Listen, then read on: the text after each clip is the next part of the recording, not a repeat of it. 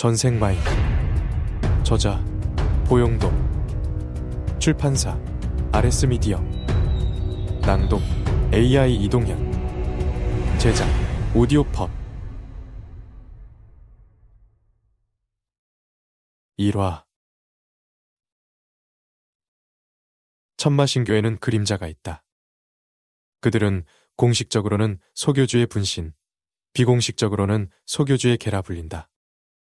소교주를 지키기 위해 인간의 한계를 벗어난 수련을 거치고 천마신교의 절기들을 수행한 덕에 그들은 의심할 나위 없이 강하다.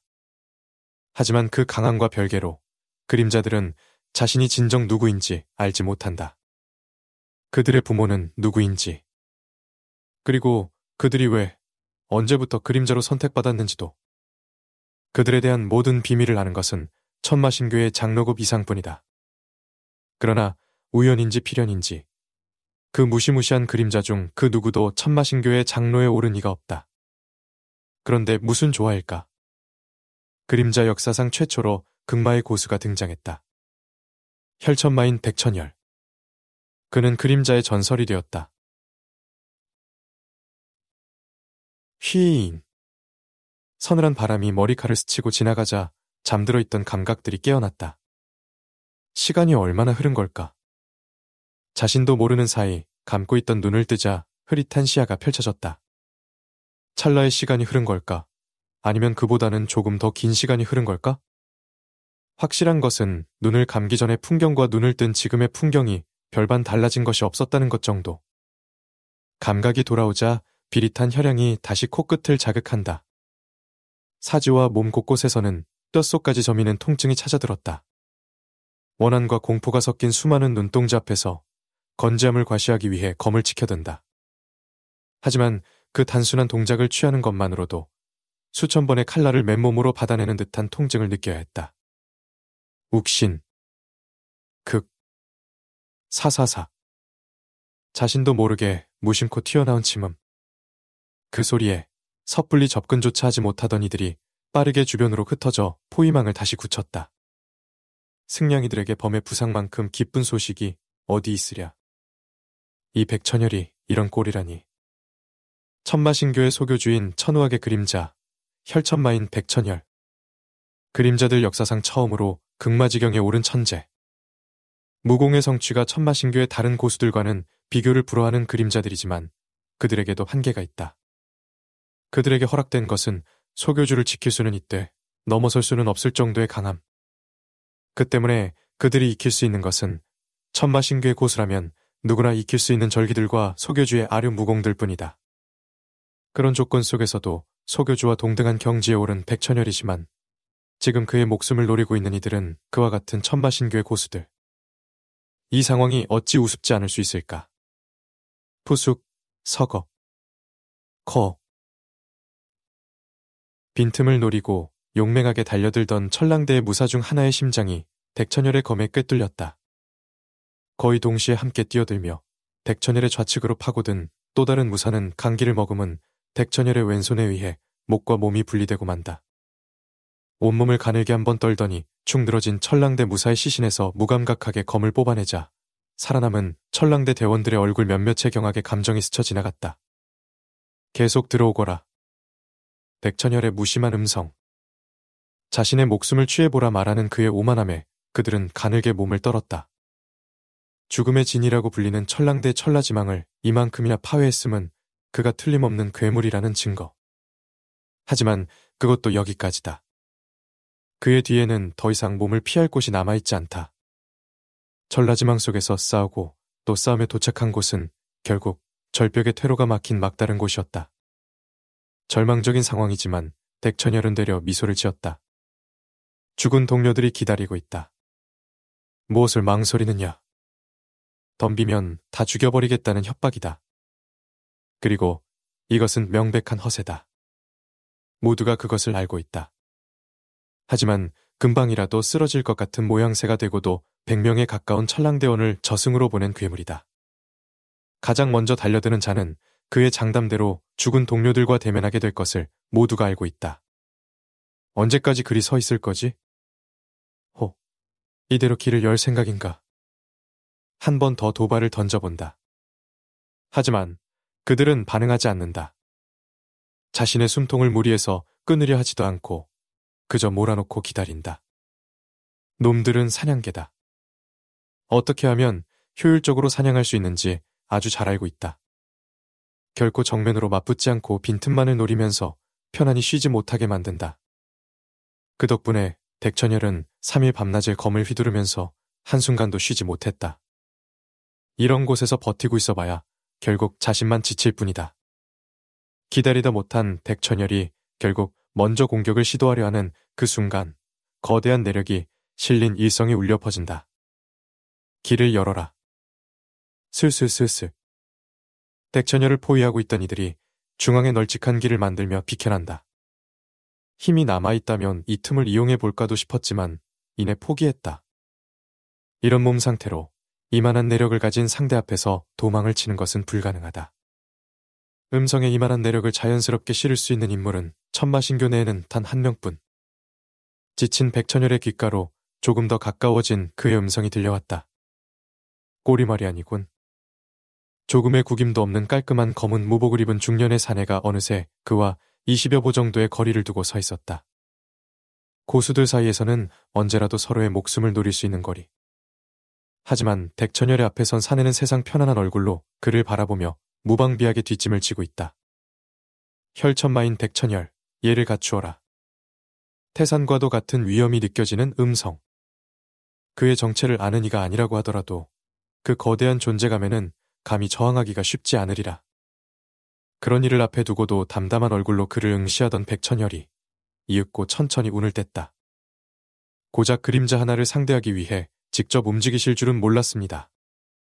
나 역시 내가 이곳까지 직접 오게 될 줄은 몰랐네. 과연 혈천마인. 이만큼이나 천랑대 천라지망에서 버텨내다니 천마신교 역사상 최초의 극마극 그림자다워. 자네 덕에 본교가 입은 피해가 실로 막중하다네. 솥에 들어갈 사냥개의 운명이지만 살겠다고 발버둥 정도는 쳐봐야 하지 않겠습니까? 백천열의 음성에서는 다분히 도전적인 의지가 느껴진다. 천마를 바라보는 눈빛에는 두려움과 함께 분명 한 사례가 번득이고 있다. 그것을 모를 리 없는 천마이지만 그의 얼굴에는 되레 조소가 머금어졌다. 살기가 제법이군. 주인에게 이를 드러내는 걸 보니 개가 아니라 늑대였던 모양이야. 역시 자네를 제거하기로 한 일은 옳은 선택이었던 것 같네. 앞으로 키울 그림자들에게도 좋은 본보기가 되겠지. 극극 태어난 순간부터 교에서 주어진 임무대로 소교주에 충성했고 소교주의 명을 단 한 번도 어긴 적이 없소. 이런 나를 죽여놓고 추후에도 그림자들을 양성한다. 나 같은 본보기를 만들어 놓고 그들이 과연 진정으로 충성을 바치리라 생각하시오? 강자지존의 율법이 철칙인 이 천마신교에서 강자의 말은 곧법. 내가 죽으라고 하면 죽고 충성을 바치라고 하면 바친다. 무슨 문제가 있나? 하면 아무 연유도 없이 나를 죽이려 했다는 말이오? 백천열의 두 눈이 살기로 번뜩였다. 하지만 천마의 입가에 머금어진 미소는 도리어 더 짙어졌다. 개가 주인을 넘어서려 했다. 그것이 이유지. 그림자는 그림자다워야 하는 법. 자신의 본분과 주제를 파악 못하면 안 된다는 것을 이제 그림자 모두가 알게 될 걸세. 자네의 죽음으로 말이야. 소교주의 그림자는 강해져야 한다. 그것도 교의 명령이었소. 그것을 지킨 것이 죽을 이유라고? 글쎄, 달리 다른 이유가 있을지도 모르지. 하지만 이제 죽을 자네가 굳이 알 필요가 있을까 싶군. 콰구구구구구구구. 천마의 말이 끝나기 무섭게 백천열의 주위로 무시무시한 기에 폭풍이 휘몰아치기 시작했다. 분노는 망설이던 그에게 결단을 내리게 했다. 무인의 생명력이라고도 불리는 진원 진기까지 끌어내 마지막 살초를 준비한다. 몸 주위로 생겨난 기의 폭풍에 의해 산발된 그의 머리칼이 하늘을 향해 솟구친다. 조금 전까지 다 죽어가던 모습은 온데간데 없이 마치 복수의 화신과 같은 모습이다. 광마추 혈무. 우렁찬 외침을 토해내며 백천열이 검을 휘두르자 붉은 강기의 폭풍이 무시무시한 기세로 천마를 향해 쇄도했다. 천마추 혈장. 뒷짐을 지고 있던 오른손을 풀어 강기를 향해 가볍게 손바닥을 뻗는 천마. 매섭던 기세와는 달리 백천열의 강기는 천마의 오른손에서 만들어진 붉은 장강과 부딪히는 순간 소멸했다. 광마추 형무는 천마추 혈장의 아류무공. 대에 해당하는 공력이라도 씻지 않고서는 근본적인 격의 차를 넘어서는 것은 불가능하다. 그리고 이미 한계까지 지쳐있는 그의 상태로 그만한 공력을 쏟을 수 있을리 만무하다. 자신을 향해 날아드는 붉은 강기를 피할 수 없음을 깨닫자 백천열의 두 눈에 절망이 드리웠다. 과과과과과과과과. 야속하군. 태어난 순간부터 타인의 의지로 살았는데 죽는 순간까지도 내 의지대로 할 수 없는가? 자신에 의해 죽어간 수많은 고수들도 이런 허무함을 느꼈을까? 무지막지한 강기가 그의 몸을 찢어발기는 것을 느끼며 백천열은 눈을 감았다. 욱신욱신. 고통도 없이 갈 줄 알았는데 생각보다 통증이 오래가는군. 마치 여기저기 얻어맞은 것처럼 안면을 포함한 몸 여기저기가 욱신거린다.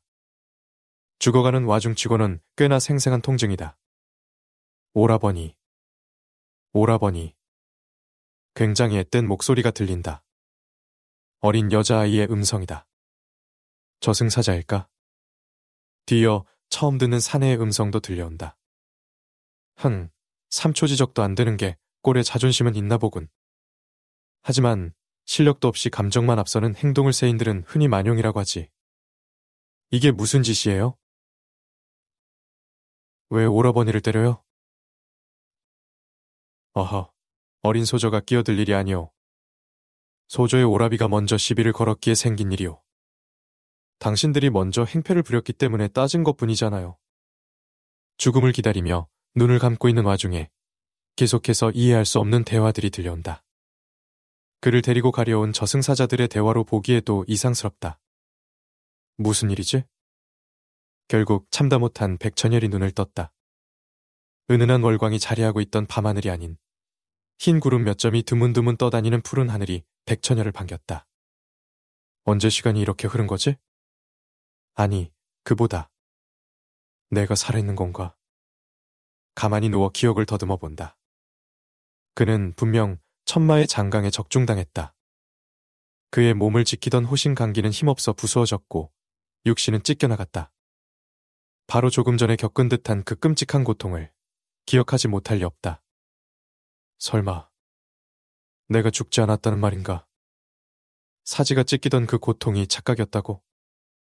도저히 믿어지지 않는 상황에 다급히 양손을 그의 눈앞으로 가져왔다. 그의 두 손은 멀쩡했다. 두 다리의 감각도 여전하다. 이런 것을 기적이라고 하는가? 자신도 모르게 웃음이 흘러나온다. 하늘을 원망하며 죽음을 받아들였는데 이렇게 살아있다니. 환희에 찬 미소를 지으며 무심코 자신의 손을 바라보던 백천열의 얼굴이 느닷없이 조금 굳어졌다. 무언가 이상했다. 하늘을 배경으로 놓인 그의 두 손은 희고 가늘었다. 이게 어찌 된 일이지? 놀란 백천열이 벌떡 상반신을 일으켰다. 천마신교가 자랑하는 혈수마공을 익힌 덕에 그의 손은 늘 검붉게 달아올라 있다. 내공을 씻지 않아도 그의 손은 나무를 찢고 바위를 부순다. 자랑스러운 살상병기인 그의 손은 어디로 가고 웬 서생의 손이 덩그러니 자리하고 있다. 이화. 이건 말도 안 돼. 백천열의 두 손이 부들부들 떨린다.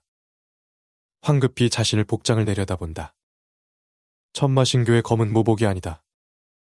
정파무리민이라면 누구나 한 벌쯤 입고 다니는 흔하디 흔한 백색 무복이다. 떨리는 손을 들어 얼굴을 매만진다. 한쪽 뺨에 새겨진 검은도 느껴지지 않고 거칠었던 피부도 반들반들하다. 무엇보다 얼굴에 윤곽이 다르다. 당황하고 있는 백천열의 귓가에 여자아이의 음성이 들려온다. 오라버니, 정신이 좀 드세요? 고개를 돌리자 동그란 눈에 새하얀 얼굴을 가진 여자아이가 쭈그리고 앉아 자신을 걱정스레 바라보고 있었다. 10살 남짓 되었을까? 나름대로 귀한 집 자제인지 얼굴에 귀여움을 받고 자란 것이 보이는 그런 아이다. 나를 부른 것이냐? 백천열이 의아한 듯 묻자 아이가 고개를 끄덕인다. 43세 극마지경에 올라 환골탈태를 하였다고는 하나 30대 초반의 외모를 하고 있던 백천열이다. 저런 어린아이에게 오라버니라는 호칭을 들을 일이 생길 리 없다. 힘겹게 일어서 주위를 둘러보았다. 그의 앞에는 10명 정도 되어 보이는 무인들이 그를 바라보고 서 있었는데 그들 중 몇몇은 실소를 흘리며 그에게 손가락질하고 있다. 전마신교나 인근 문파의 복장은 아니다. 주위에는 떼곡하다고 할 정도는 아니지만 크고 작은 건물들이 늘어져 있고 한쪽에 자리 잡은 길거리 상인들도 보인다. 그중 한 건물의 간판이 백천열의 눈에 들어왔다. 선도객잔. 선도라면 호북. 이럴 수가, 여기가 설마 호북이라는 말인가? 중원의 최외곽에 위치한 천마신교와는 달리 호북은 중원의 중심부. 말을 타고도 수일은 걸릴 만큼 상당히 먼 거리다. 넋이 나간 채 멍하니 서 있는 백천열의 어깨를 누군가가 툭툭 친다. 이봐, 얻어맞아서 제정신이 아닌 건 알겠는데 그냥 어물쩍 넘어갈 셈은 아니겠지? 이놈은 뭐지? 족제비 같은 째진 눈매. 얇은 입술에 삐딱하게 말려 올라간 한쪽 입꼬리. 백천열이 전형적으로 싫어하는 인간의 상이다. 왜 자신을 붙잡고 이러고 있는지는 모르지만 지금은 저런 것을 상대해줄 여유가 없다. 비켜라. 자신의 앞을 막는 족제비를 대충 한쪽으로 밀며 발걸음을 옮기려 했다. 그런데 생각만큼 쉽게 밀리지 않는다. 어쭈? 이놈이 덜 맞았느냐? 족제비놈이 백천열의 오른 손목을 잡으려 손을 움직였다. 손목을 돌려 가볍게 족제비의 손을 뿌리친 백천열이 한쪽 다리를 걸며 다시 한번 그의 어깨를 밀었다. 이번에는 족제비놈이 균형을 잃고 볼썽사납게 나뒹군다. 이 개자식이. 욕지거리를 하며 몸을 일으켰으나 백천열은 이미 어디론가 발걸음을 옮기고 있다. 약이 바짝 오른 족제비놈이 다시 한번 백천열의 뒤로 다가가 그의 어깨를 강하게 움켜잡는다. 이놈. 정녕 오늘이 내 제삿날이. 콱. 컥. 순간적으로 몸을 돌린 백천열이 검지와 엄지에 두 손가락으로 애송이의 멱살을 틀어주었다. 순간적으로 숨통이 막히자 애송이의 얼굴이 당혹스러움으로 물든다. 지금 내 기분이 좋지 않다. 내 놈과 트자비질을 할 생각 없으니 거슬리게 하지 마라. 짧은 경고를 마친 백천열이 멱살을 놓아주자 애송이의 얼굴이 일그러지며 뒷걸음질을 친다. 이놈이. 자존심이 단단히 상했는지 이내 백천열을 향해 주먹을 휘두른다. 그런데 그 주먹의 궤도가 실로 단조롭다. 얼핏 보기에도 삼류 같다는 느낌이 강했는데 이건 삼류 중에도 최하류다. 안면으로 날아드는 주먹을 몸을 돌려 피함과 동시에 애송이의 턱을 좌수로 올려친다. 그대로 비어있는 명치. 수월의 주먹을 꽂아 넣었다. 쾅. 털썩. 끄어. 땅 위에 엎드린 애송이가 침을 흘리며 숨을 헐떡인다. 이미 끝난 상황이나 다름없다. 가만히 그를 내려다보면 백천열이 이내 등을 돌린다. 지금은 저런 버러지를 상대하는 것보다 자신의 처한 상황을 정리하는 것이 우선이다. 이놈. 거기 서라. 벌써? 백천열이 고개를 돌리자 침을 닦아내며 몸을 일으키는 애송이의 모습이 보인다. 정상적인 상황이라면 일다경 정도는 일어설 수 없어야 맞는 상황이다. 고작 저런 놈 하나 한 번에 쓰러뜨리지 못하는 몸뚱이라니. 황당함을 넘어서서 어이가 없을 지경이다.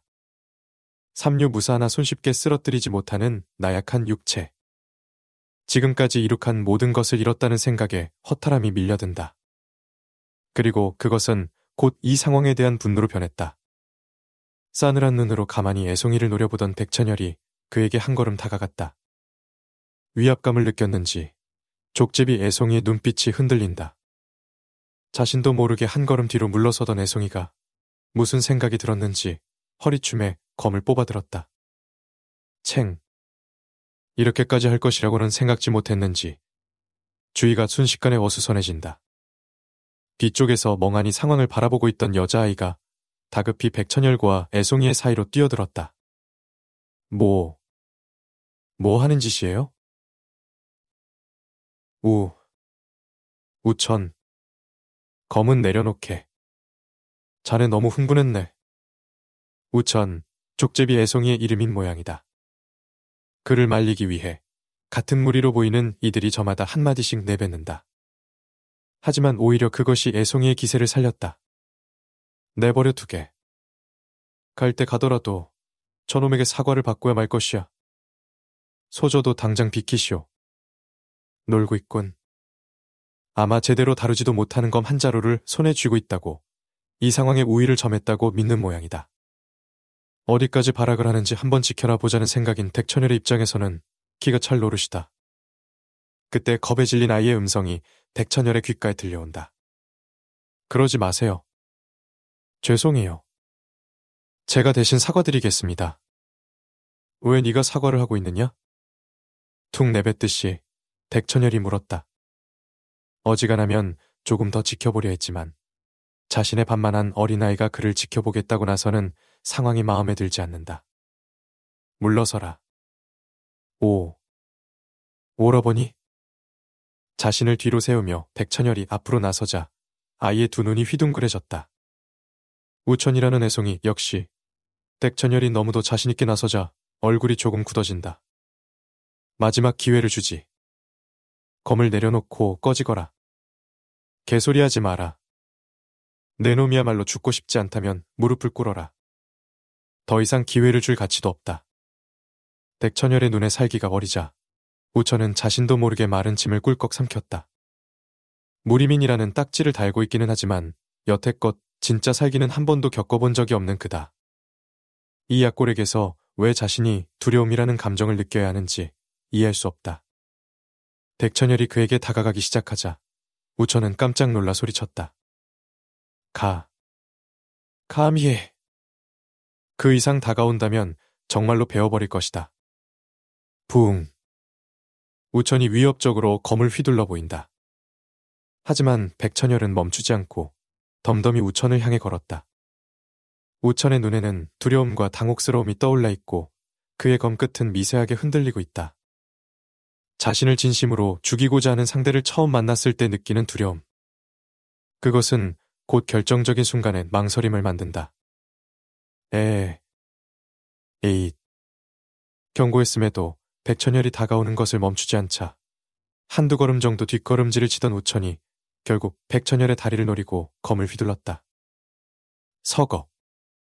흡.